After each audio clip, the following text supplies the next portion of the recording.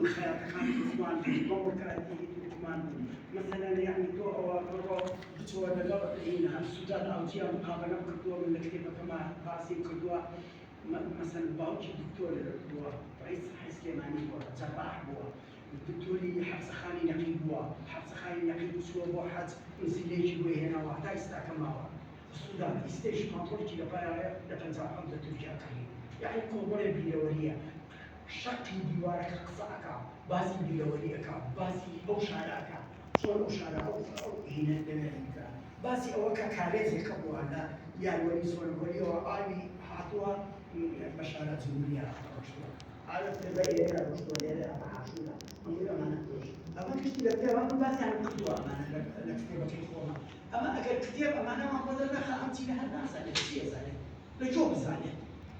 لجوب زاني أكل تباسي تلفزيون خطاش السبيت ولا مثلا شو تايلي يا هذا كوكو شو قرار هذا التلفزيون كان من السنة دا وبخشك شو يقول شو كيف باسي كذا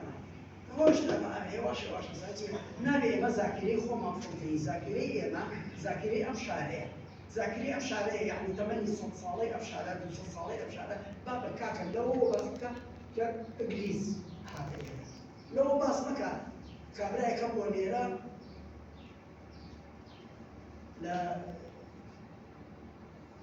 لا كرتوكا سيدنا عثمان كان شيخ ذاتي ليه كذا هي شيء أنا بس أكون متعجب خزنتها شيء باشا دام باشا هيك أنا بصدق شلون أنا بيعو خزنتها أنا صدق اللي كذا كانوا دي حاشا يعني يسلم دولة العثمانية كظلم يكبوا أنا راح حاكم هو شيخ رزق حاجة أما تقول لكثير زعليتيا يعني أكل